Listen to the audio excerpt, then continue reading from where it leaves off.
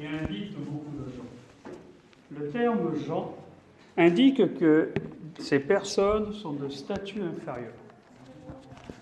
Un serviteur va s'enquérir du « à table ». Venez maintenant, c'est prêt, ce qui laisse penser au début d'une action, d'un fait. Le maintenant revêt une importance, il inclut un terme. Il n'y aura pas d'apéro.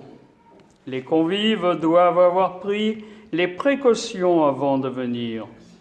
Ils doivent se présenter avec une certaine pureté.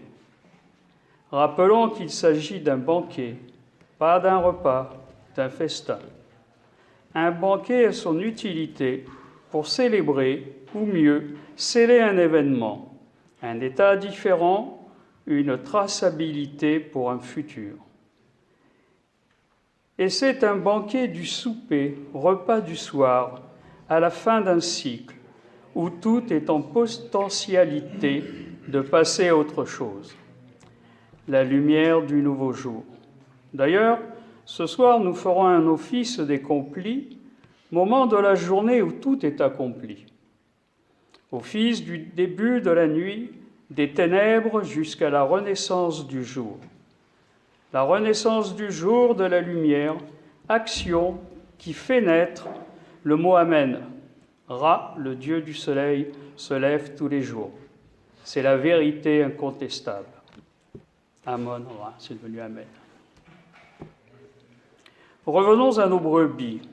L'un a acheté un champ, il doit le voir, l'essayer. L'autre a acheté des bœufs, il doit les essayer. Le troisième a pris une femme, il ne peut venir, à croire que lui aussi il doit l'essayer. D'ailleurs, à noter qu'il a acheté 5 paires de bœufs, ce qui fait 10 bœufs, et comme il s'adresse aux Juifs, il y a un bœuf par commandement. En fin de compte, ils ne sont pas prêts. Trop de contrastes profanes, trop de scories, et surtout un manque de foi. Ils s'en excusent, les trois disent être excusés. On s'excuse pour se disculper, pour faire glisser une action, un fait. Le maître de maison se met en colère. Le terme maison vient de mensio, en latin, qui signifie demeure de séjour, où l'on est au jour. Pour la nuit, il y a un toit qui protège. D'ailleurs, œcuméné, ça veut dire sous le même toit. Œcuménique ne concerne que les chrétiens. Si après c'est avec un musulman ou un juif, c'est interreligieux. Les complis, elles, sont la charpente du toit.